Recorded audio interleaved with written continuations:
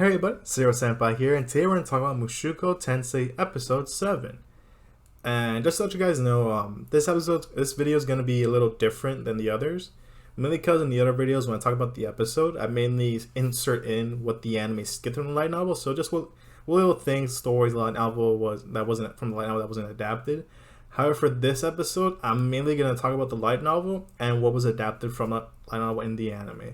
Mainly because in the anime, the timelines were really, in a sense, mixed up, because the dance party and the foreign language that Rudy was learning takes place in two separate times. So the dance party took place first, and then the foreign language learning took place right after. So dance party arc, and then the foreign language learning arc after that. And so because of that, I'm gonna talk about the dance party arc at first, and completely, I'm gonna tell you when this part. I'm just gonna tell you when I'm gonna start doing the foreign language after I finish the dance party, because they just don't intertwine. Nothing, they don't overlap whatsoever, unlike in the anime. And so yeah, without further ado, let's begin. And to start off, we go into the anime with Ghislaine and Eris they're just going at it. They're fighting and fighting like there's no tomorrow. It was pretty cool. In my opinion, pretty cool, especially since it shows that that Eris is now at a point where she needs Ghislaine to teach her how to fight straight on, head on. Sadly, Rudy can't. That just means that he's a mage. He's not supposed to be a swordsman. Sure, it's good to learn how to do feints and stuff, but Rudy can't. And when he points at himself like me too, and they gave him those pitiful looks like, yeah, Rudy, you got this. It's like, poor Rudy, but he's a mage, so that's still cool. It's basically Eris is gonna be the swordsman, Ghislaine the tank, and then Rudy the mage. Balanced party, if I say so myself. And after that, we get in the anime basically Rudy teaching them, Eris and Ghislaine, doing magic. They're doing magic and everything, fireball, and it was pretty cool. It's pretty cool. It's of course it's all anime original and didn't happen in the lineup, but I just like these portions. It just shows that they're teaching and everything. We get Hilda coming in. She still hates Rudy. Don't know why. And yeah. And in the light novel, it is stated that the year has passed since the last episode. So now, because of this, Eris's birthday party is just around the corner. It's, I think, a month away or so. A few days. A month away or a few days. One of those two. And because of this, Rudy's classes, unlike in the anime where he just cut some classes by talking to Edna, in the light novel, Philip came up to him and told him, hey, Rudy, your classes are canceled until further notice so that Eris can learn how to dance. So Rudy's like, okay, cool. And because of this, he starts wandering around the area and everything. He starts wandering around. And after this, he's reminiscing about how Eris can now behave properly. She is now learning, it was easier to teach her now compared to before. And he's just focusing on math. Well, he's not focusing on math. He's teaching her math and everything. How he doesn't have to teach her more advanced stuff because she's going to be a lord and everything. She doesn't need to know most advanced things. She doesn't know about 4 basic functions. However, Ghislaine wants to learn everything because she doesn't want to become a slave like she did before. I think they mentioned it before, how since Ghislaine didn't know how to read, she didn't know how to write, she didn't know how to do math. She was scammed a few times, even to a point where she sold herself as a slave. So Ghislaine doesn't want that to happen whatsoever. Again, I don't blame her, because no one wants to be a slave. No one. And everything. We also learned that, as Rudy's reminiscing, that Eris can master every school of magic except for Earth, of course, beginner tier. And Ghislaine can only master fire. So no dice with Earth, Wind, or Water. Of course, I'm assuming with these types of, like Rudy said earlier, there might be opposition schools. So maybe in Adventures of Ghislaine, where she was adventuring solo, probably got a traumatizing experience from the water, earth, and wind elements. Like landslide from the earth, almost drowning in water, maybe free falling from winds, something like that. That might be what's causing her trouble and everything. And due to this, Rudy and stuff trying to teach and promote them to maybe intermediate tier, he decides to just keep teaching them basic magic because that's more versatile, and since they're swordsmen, they don't have to learn intermediate tier magic. It'll basically become jack of all trades, master of none type situation. So it's better that they master beginner tier to a T, and that they're good no matter what. After this, we get in the anime Rudy being proud of making the Roxy figure, especially getting all the details correctly of making the goddess. And so after this, we finally meet Edna. Unlike like in the last episode I talked about Edna, here we finally get to meet her face to face, and she is asking Rudy, like I said earlier, how Philip canceled classes in the anime. She's asking Rudy if he could like cancel some of his classes for her to learn. Of course, he agrees because he has more free time and everything. And yeah, especially because she doesn't want Eris to embarrass herself on her birthday, and no one wants that. Especially when you only mainly celebrate 3 of them, and each 5 years apart. And after that, I'm going to talk about now, basically, with the light novel. Instead of Rudy going to light novel to learn another language, in this part of it, Rudy goes into detail about the preparations for her birthday, for Eris' birthday. After this, he basically spots, like in the anime, he spots like Eris running away. And this is when Edna asks her, ask him, my bad, sorry, Rudy, if he could do something about it, if he could, like, you know, bring Eris back and everything. Like, hey, Rudy, can you bring Eris back too, so that we can, like, teach her how to dance and everything? And he's like, okay, I'll try my best.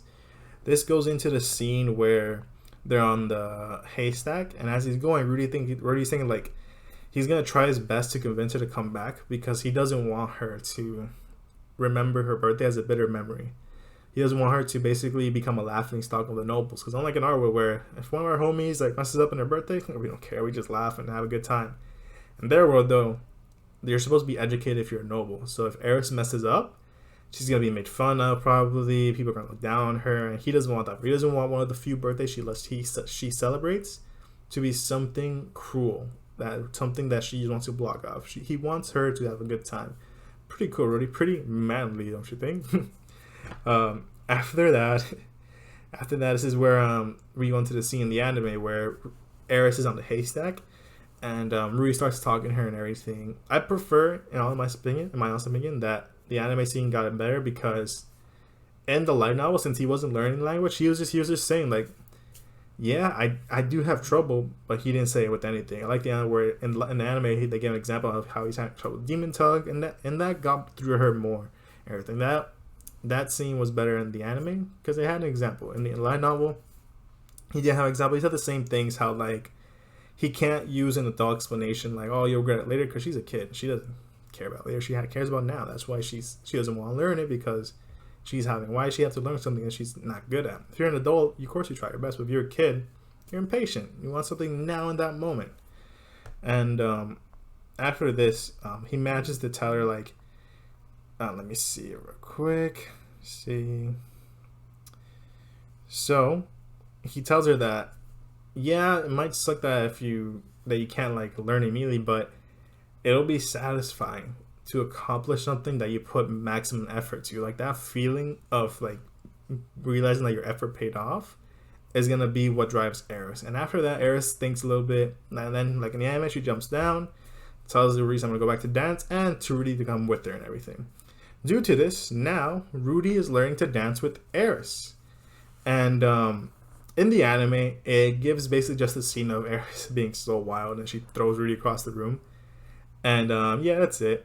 And then, yeah, that's it, the scene. Then it goes into the scene of Rudy reading Roxy's letter. And I'm going to skip that for now. I'm going to go back to that later. Because in the light novel, Rudy instead like realizes while learning with Eris that Edna's kind of a bad teacher. Yes, I know, Rudy, that's pretty harsh, but she's one of those teachers where like her methods are just do it this way, do it that way. You just have to memorize what I'm doing. And because of this, she never touches on as to why those things are necessary. You can't just tell them like, oh, this 2 plus 2 equals 2, or 2 plus 2 equals 4. And if someone's asked why, you can't just be like, just because. You can't.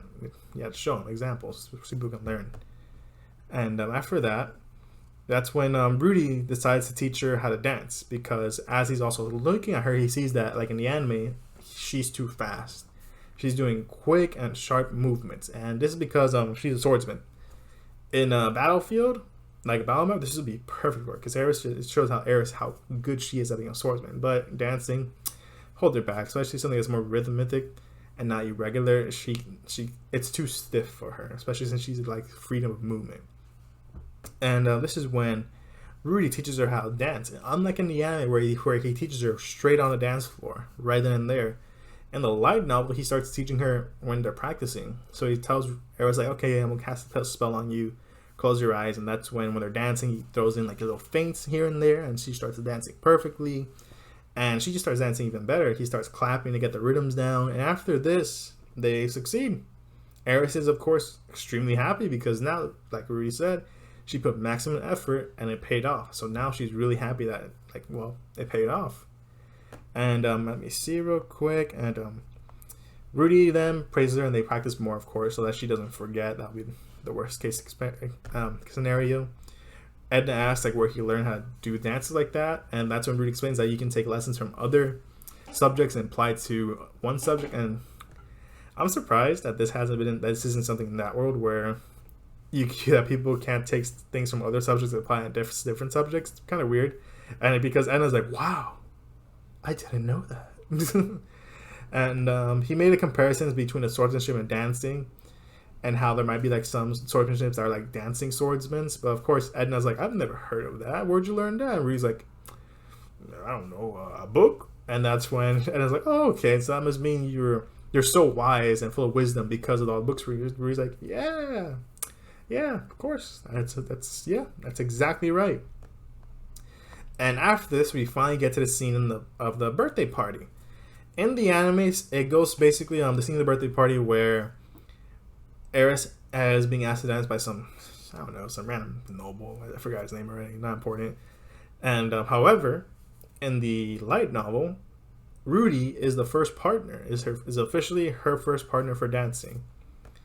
And let me see real quick.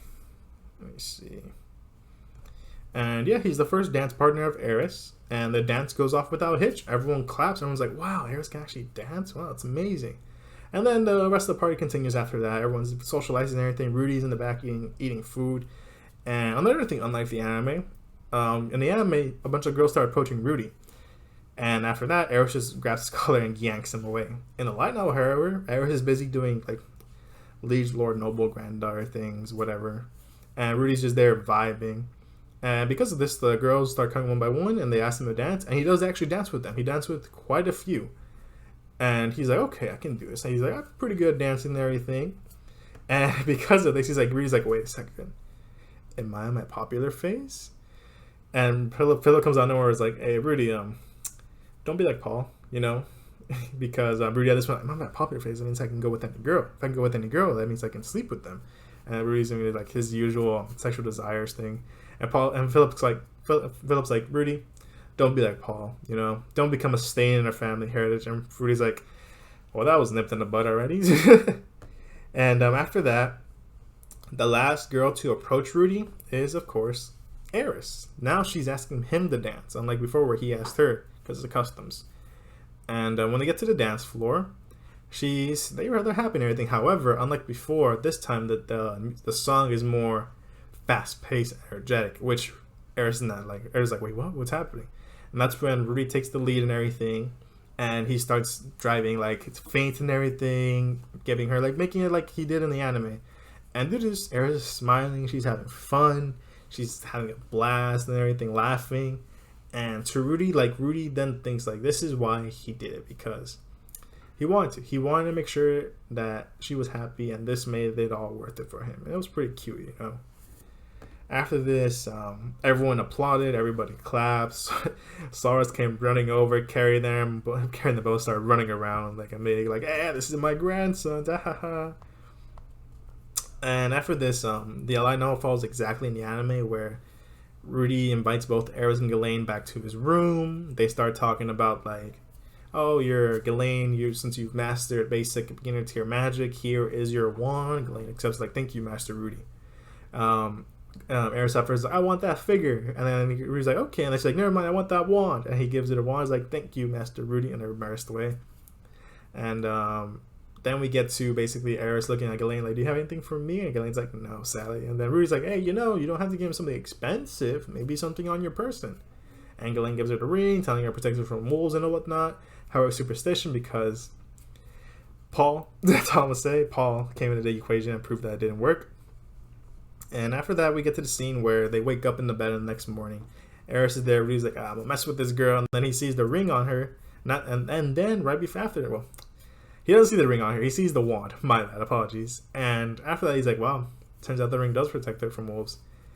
Then, after this, it goes into the point in the anime where the episode ends, where Rudy sees the tower, and he goes up the tower and walks in on Sora's having sex with the maid. And that's when they start talking and everything. And in the light novel, he talks about, he asks her about the wife of his, what happened to his wife. Not a good idea because he started grinding his teeth so loudly. Rudy's like, okay, never mind, never gonna ask that again. And we learned that sadly his wife passed away. We don't know why. She died. And that's where we asked, hey, do you know what that crystal in the sky is, or that singularity, whatever it is? And he's like, I don't know what it is, but it's something good. And Rudy's like, why? He's like, because that's the best thing to think about it. And yeah, it really is, because better think of something good or else it'll be something bad.